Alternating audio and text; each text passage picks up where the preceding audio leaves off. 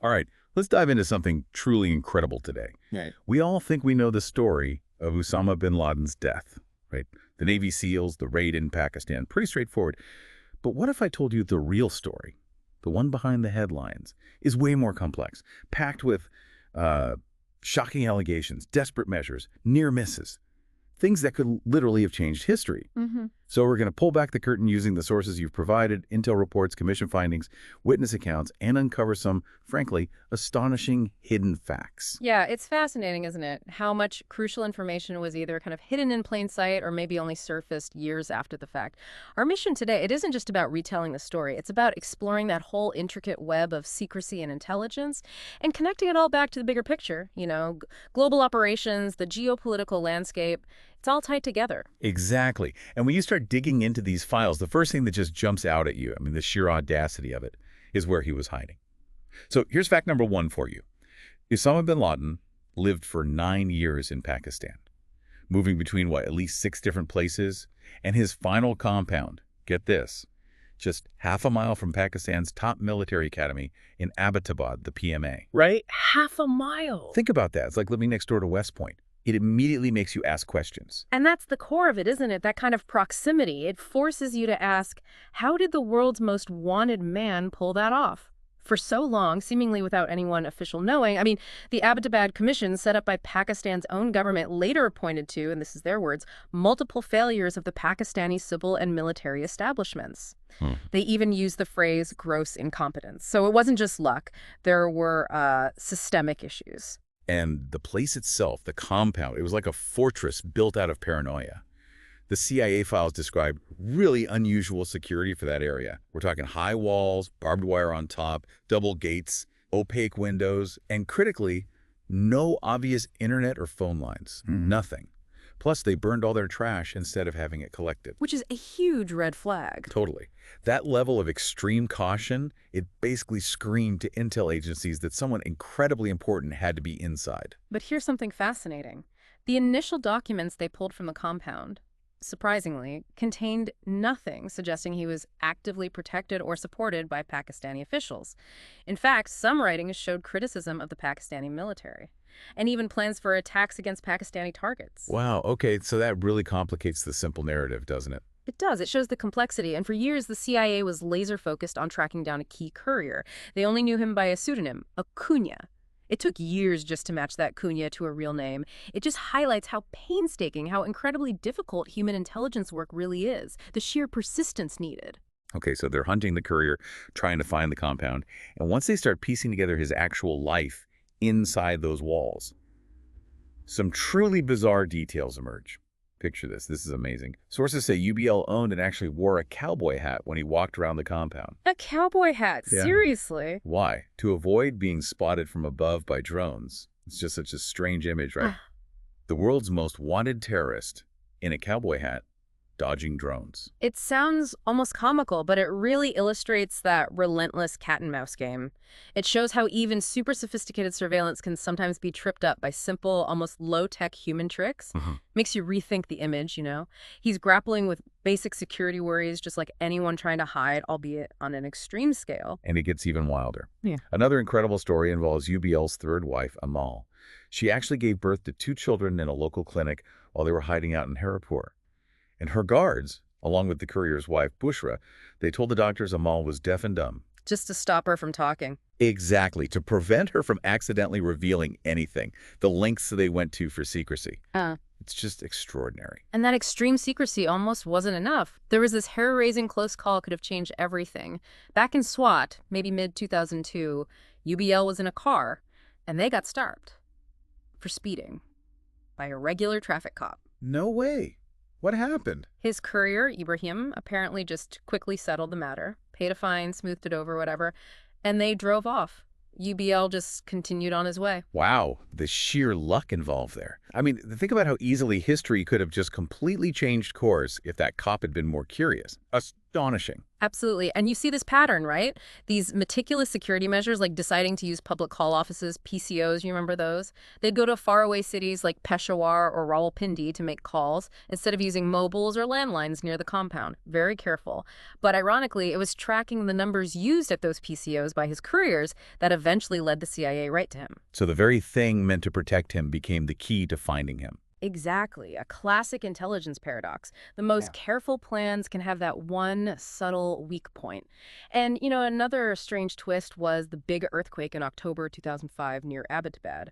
Awful tragedy, of course, but for UBL's group, it sort of provided cover. There was this influx of Pashtun migrants, lots of movement, chaos. And it actually allowed them to add an unauthorized third story to the compound. They just said it was earthquake repairs, used the chaos to blend in and build up. Okay, so we have this picture of extreme secrecy, near misses, careful planning. But the big question always comes back to Pakistan. This inevitably brings up that really contentious issue. Was there official Pakistani support or knowledge? It's super sensitive, and the sources, well, they show conflicting viewpoints. We have to be careful just to report what they say. U.S. suspicions were there right from the start, and they were loud. President Obama said flat out there had to be some sort of support network. He did, and CIA Director Leon Panetta was even more blunt. He said Pakistan was either involved or incompetent. Strong words. Very strong. And the specific allegations kept coming. The New York Times reported claims that Pakistan's main intelligence agency, the ISI, knew where UBL was and just didn't tell anyone. There was even a claim later denied from a former ISI chief, General Laden, that Musharraf himself ordered UBL's stay to be arranged. And remember those WikiLeaks files.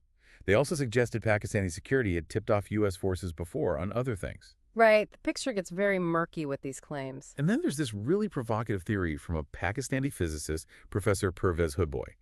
He suggested UBL was like a golden goose that the Pakistani army was sort of keeping tabs on, holding him maybe, intending to trade in the goose at the right time for the right price. That's a pretty intense accusation. It is, and it really highlights the depth of suspicion that existed. But this raises the crucial question. What was Pakistan's official response? Well, in the face of all these allegations, their denial was absolutely emphatic, total denial. President Zardari called it baseless speculation. The ISI head at the time, Ahmed Shuja Pasha, admitted it was an intelligence failure, a big one. But he strongly denied any ISI involvement.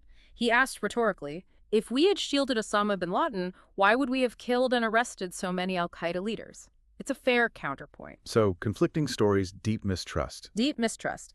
And ultimately, the U.S. made the call to go in based on what they called high probability, but nothing like certainty. And crucially, they made the unilateral decision not to tell Pakistani authorities beforehand. Why? Because they were genuinely afraid he'd be tipped off based on leaks in the past. That decision alone tells you everything about the lack of trust at that moment. Okay, let's shift to the raid itself, an incredibly high-stakes operation. And the details that have come out since, wow, they really put you right there. Before they even went, the SEALs built an exact replica of the compound. They downed to movable interior walls, so they could train for literally any layout they might find inside. Just imagine that level of detailed preparation. That preparation was absolutely vital for what happened next. The sources paint a terrifying picture for UBL and his family that night. They heard noises first, maybe thought it was a storm. Then UBL told his family to leave his room. He reached for a weapon. His wife, Amal, the same one from the clinic story, she actually threw herself at one of the soldiers in a desperate act. She was shot in the knee. You can only imagine the chaos, the sheer terror inside those walls in those moments. And here's another one of those hidden details, almost unbelievable and really quite poignant. Just months before the raid, like January 2011, the courier's 9-year-old daughter, Rama, she saw a picture of bin Laden on Al Jazeera TV, and she immediately recognized him. She knew him as Miskeen Baba, her poor uncle, the guy who lived upstairs. A 9-year-old recognized him on TV. Yeah, and that innocent recognition apparently caused panic. It led to a total ban on TV for the women in the compound, and they completely blocked any interaction between the courier's family downstairs and bin Laden's family upstairs, further isolating him. For one of the guards' wives, a woman named Miriam, that was the first time she actually realized who the poor uncle really was. Incredible. And the raid itself, the lethal part, was incredibly fast. The SEALs found and killed UBL within just 9 minutes of the helicopters arriving over the compound. The actual firefight, the violent part, less than 3 minutes. 3 minutes, wow. But the really critical part for intelligence gathering came after that. The SEALs didn't just leave. They spent the next 40 minutes basically ransacking the rooms, systematically collecting everything. And the haul was astonishing. 470,000 computer files, from 10 hard drives, 5 computers, about 100 thumb drives and disks. It was described later as the single largest collection of senior terrorist materials ever. The best haul of intel on the al-Qaeda core they'd ever had, or probably ever will. An absolute intelligence goldmine. Which leads us to maybe the most dramatic what-if moment, a real hidden secret that came from that haul, those recovered documents. They revealed UBL had actually been planning to move from Abbottabad. He was planning to leave. Yes, he'd written a letter back in January 2011, just months before the raid, thanking his hosts, saying they were exhausted, understandably, and he agreed to relocate by September 2011. Just think about that. Had the decision to launch the raid been delayed, even by a few months, this whole story might have ended very, very differently.